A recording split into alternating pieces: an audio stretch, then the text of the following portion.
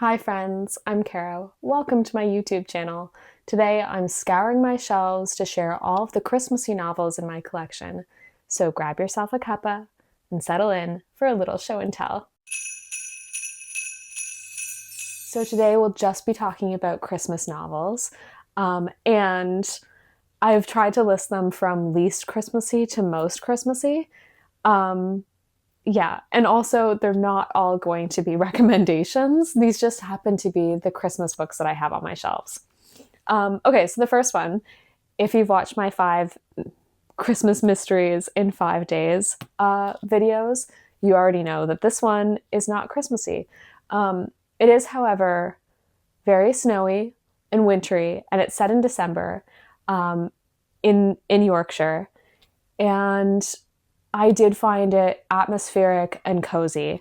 So this is still a recommendation for me, even though it isn't Christmassy and isn't the most fabulous mystery. Okay, the next one is another that is not particularly Christmassy. It is Dramatic Murder, A Lost Christmas Murder Mystery by Elizabeth Anthony. This one has a very, very festive setting at the beginning. If I'm remembering correctly, it's in Scotland, and that is where the body is found. And the scene that is set there is very Christmassy. However, the story then moves to London and is not particularly Christmassy from there on, like there on in, because it's post Christmas at that point. But I did really enjoy this book when I read it last year, so it's still a recommendation. But again, I wanted to include it because it does look very festive. And I think it is a great one to read just after Christmas. So like, Boxing Day from then on, even into January, I think this would be a good one to read. The next one is, I almost think that this should have gone first, is Christmas Holiday by W. Somerset Maugham.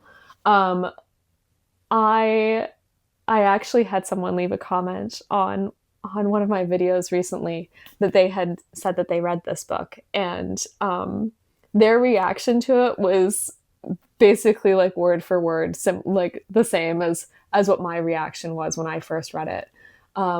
Christmas Holiday. Well, it sounds like it's going to be festive and cozy. It isn't. It is not a cozy book. And I think because of that, and because so I bought this at a secondhand bookstore, and I really did just buy it for the title and like the cover. And I didn't read any reviews. I just went in without knowing anything. And so I would like to give this one a second chance, with the knowledge that it isn't festive. It is set over the Christmas holidays, and a man goes to Paris for the duration. But yeah, he does not have a festive time, and I actually found this fairly depressing, but I think that's like in part because I was craving like a cozy Christmassy book and found myself reading this. The next one is Mistletoe Malice by Kathleen Farrell. This one is, how to describe? I wouldn't call it particularly festive. It is set at Christmas, but it isn't a cozy book. It's based around a family who are at odds with each other. Like, each one hates the other one more than it's a complicated relationship that people have with each other in this, and that's basically the book. And the thing is, what I would recommend is, if you are picking up this book, I would recommend not reading the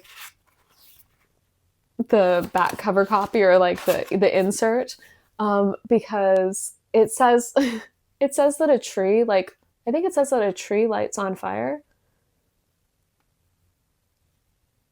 Or a tree explodes. Yeah, the Christmas tree explodes. That doesn't happen. So whoever wrote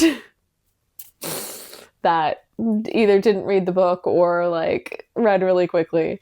What happens is like one of the lights, or like the lights on the tree, like fizzle out, like a fuse is blown basically. um so yeah, the cover looks more dramatic than it is. I think that this actually is more symbolic of the Christmas with this family. But I actually um this one actually got really bad reviews, which I noticed because I had got this book through NetGalley. And so I was reading other people's reviews like after I had put mine in. Um, and yeah, and I think a lot of it has to do with expectation. You're expecting a Christmassy book, and you're expecting Kathleen Farrell's writing to be, it's compared to, for fans of Barbara Pym, Stella Gibbons, Nancy Mitford, and Elizabeth Taylor. And I read somewhere else that her being compared to Elizabeth Jane Howard. And none of those actually feel very right to me. um, I think that, the biggest problem with this book isn't even the back cover copy being incorrect, but that there's a lot of exposition, like a lot of telling and not enough just showing. Like I would have liked more things to be just like left for me to, infer. Instead, it's explained like to some extent. But despite that, I still have this on my shelf. And as I said, I got it through NetGalley, and then I bought a copy because I think it does have some merit. Yeah. And if you like like a tense kind of like gritty family drama, this might be one that you'd be interested in reading. But I would just recommend that, like, to take the marketing of the book with a grain of salt. The next one is Miss Plum and Miss Penny. In this, I think it's Miss Penny. Yes, Miss Penny lives alone. She's middle-aged. She's turning 40, and on Christmas, I think it's Christmas Day, she sees a woman who is either, I think she's trying to drown herself in the village duck pond. And so this is Miss Plum, and she takes her home to, like, welcomes her into her house. It's meant to only be one night, and Victoria Plum, yes, that's her name, ends up staying longer than that. And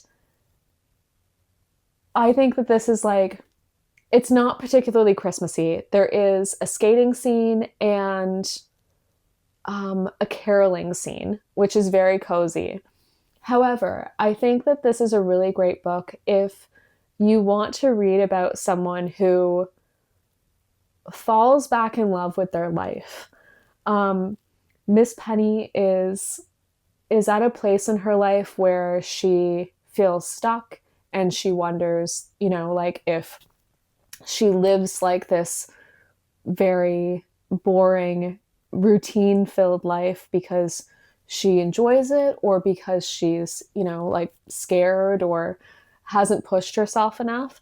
But yeah, I love that we see her stand up for herself, and there's a lot of fun along the way too. Like, this is a very humorous book, and one that I'd like to reread. The next one is The Christmas Angel by Marcia Willett. This book is also published under the title Christmas in Cornwall. I think that's what it's called. And this is not Christmassy throughout. It's actually set over the course of a year, but it starts at Christmas and it ends at Christmas. And I think that despite the fact that it is not Christmassy throughout the book, it does have themes that feel suitable to the cover. I really enjoyed this book, and I also really enjoy Marcia Willett's writing.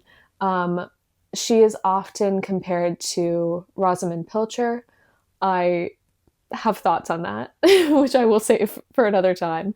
But I will say that she writes beautifully about the landscape and about people in relation to the landscape.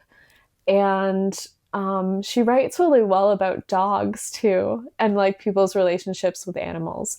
Those are the key things that I like about her books. Um, but yeah, you can also really tell like that Marcia Willett has a deep faith, and she shows that in such a way that is, I think, welcoming for everyone. Like I don't feel as though it would be off-putting for even people who don't have a belief in God. Um, yeah, she I feel like she deals with everything with a soft touch, and yeah, I really enjoyed this one, and it's one that I want to reread. I actually, the first time I read it, I borrowed it from my local library, and have have been like waiting to get myself a copy. So I got this one in preparation for this year. Okay, the next one is The Christmas Egg by Mary Kelly. This was also in my reading 5 Christmas mysteries in 5 days vlogs, and I didn't say this in that video, in the fifth video, which I should have, but I think that if out of the books that I shared there, you could only get one, this is the one that I would get. And it has been republished by the British Library in their Crime Classics collection, so it's easily available. Yeah, it is. I will say that it is not overly festive. However, Christmas is mentioned repeatedly. Um, and we are aware of one of the police officers still needing to get his wife a present while he's like engaging in this investigation. He's like in the thick of it, and he still has to get her a present.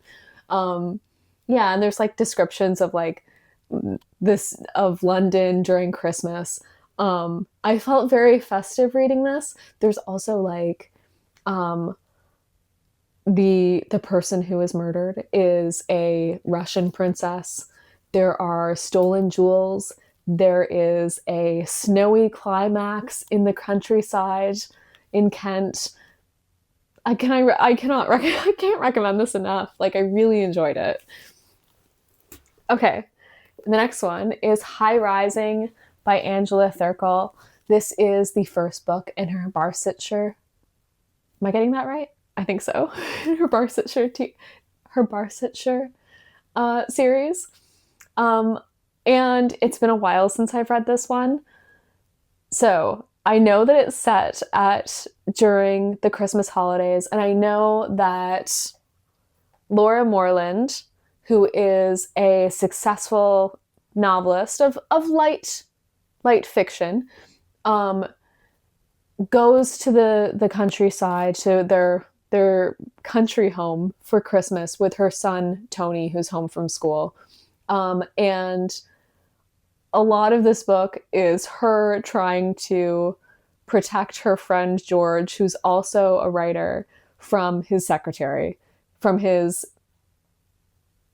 I forget what they call her, but she's basically out to like run this man's life. It's humorous. There's lots of characters. And yeah, it made me want to keep reading the series. And that said, I haven't yet, but I have slowly started accumulating a few of the titles. I will say, I did try to, yes, I should say this. I did try to read one of the books further on in the series. I think it's Cheerfulness Breaks In. And I found that there were so many characters in it that it was hard for me to just pick it up. So I feel like this might be a series that is best read actually in order. Okay, I'm going to put this book down and grab the next stack.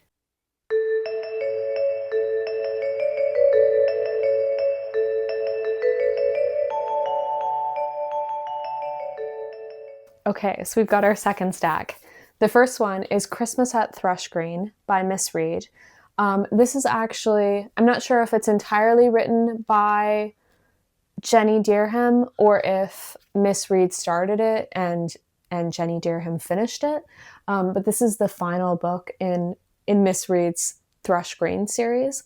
So I haven't read all the way through Thrush Green. I don't have all of the books in the series. So this was not my favorite Miss Reed book. However, I am really happy I have it on my shelf. And I did still enjoy it. I just didn't enjoy it as much as her other books. And I do have two of the other books that like look really beautiful next to it on the shelf, which I'm really happy about. I've wanted these for a really long time, so I actually like had them on my wish list for some years before I bought them. So I'll put that one down. These two I read and reread. I'm going to show you this one first. So Christmas at Fairacre contains No Holly for Miss Quinn, Christmas at Fairacre School, and The Christmas Mouse. The Christmas Mouse is one of my favorite stories by Miss Reed. I love it so much. No Holly for Miss Quinn is also lovely. Yeah, like, and if you haven't read her books, they are set in villages. There's lots of characters, and in Miss Reed's books, it's as though nothing really bad could ever happen there. It's kind of like the perfect remedy for if you're ill or feeling unwell or just need cherishing. Like, pick up a Miss Reed and you'll feel better. Yeah, it's just really lovely. So I've got this one, and the other one is A Country Christmas, and this one contains a few more excerpts. So there's Village Christmas, The Fairacre Ghost, Christmas at Caxley 1913, Jingle Bells, The White Robin, and then excerpts from, I think it's excerpts from Tales from a Village School. So it's another good one.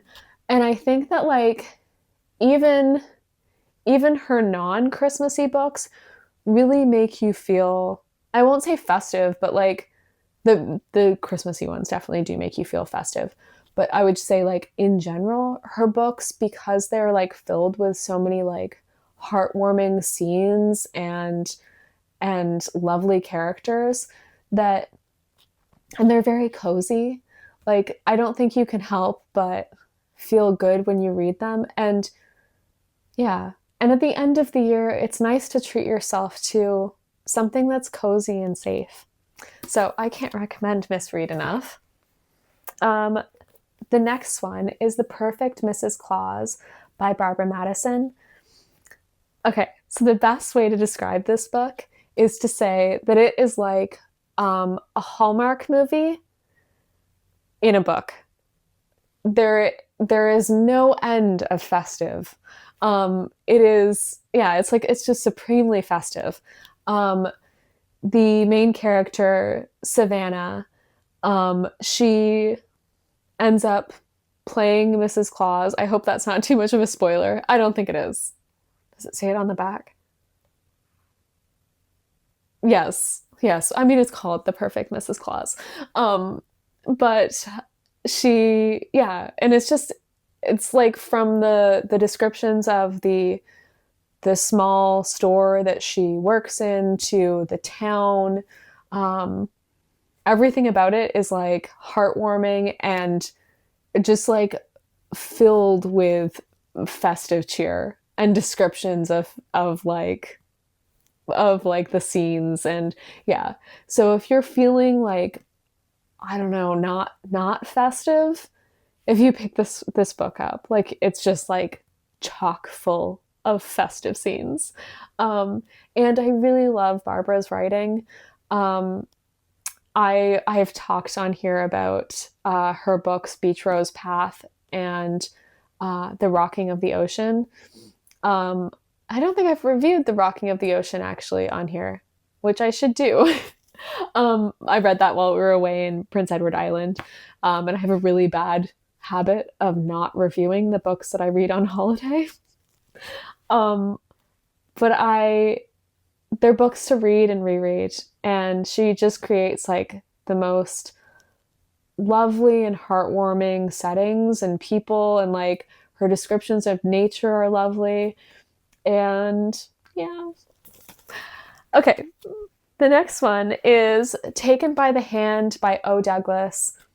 This is set during Christmas. It is in the countryside, and this woman goes through something very traumatic at the start of the book. And then like there's, so I want to say that there's like one traumatic thing that she goes through, and then the rest of the book is just like, it's like lovely. It's like the safest, coziest, loveliest place. Not unlike a misread book. I feel like, and you get the sense like as you're reading it that nothing really bad can happen in this world. It's just so cozy and lovely, and yeah, and it's full of characters that are lovely. So this woman, I should probably say, I don't think it's a spoiler. She loses her father at the start of this book, and her father was like everything to her. Like she is a young adult, and she did everything for her father. So when he dies, she is at a complete loss. And she finds herself invited to someone's place for the holidays. And who's very like shy and reserved, accepts the offer, and it changes her life. And there's so many like beautiful descriptions of like being out in nature and yeah, like family togetherness. It's just really, really lovely. I can't recommend that book enough. Like I just, like whenever I see it on my shelf, I think, oh, I need to read that. I need to reread that. And the last one is one that I think many of us reread every year, and that's Winter Solstice by Rosamund Pilcher.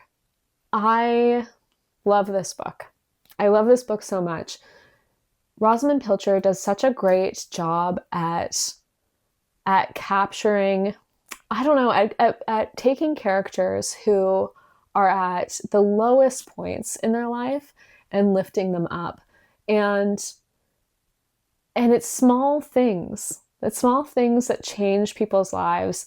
And yeah, so I love that she really gets at the fact that like the people who mean the most in your life are not always your family. Sometimes it's, you know, a close neighbor, or yeah, and like a circumstance that puts you in the way of someone who's going to change your life. There's just so many lovely, cozy scenes. She writes descriptions of nature beautifully, but I think what really stands out to me with her books are her characters. Her characters are complex, and they're lovely. They're just lovely, funny, interesting human beings. And yeah, one to reread and reread and reread. And that is it. Thank you so much for watching. And thank you for joining me for Vlogmas. I'm so happy that you're here. I'm going to finish off this video with a little clip of Clark, he's been moving around during the video actually. At the break, his bed was here, but I think I was talking too loudly, so I had to move his bed underneath my desk, like across the room. And now his head is just like hanging off the bed. Anyway, I wanted to thank you again for being here. And if you enjoyed this video, please consider liking it, commenting to let me know that you were here, and please consider subscribing. I'd love to have you join our little community that we're growing here. Okay, Bye for now.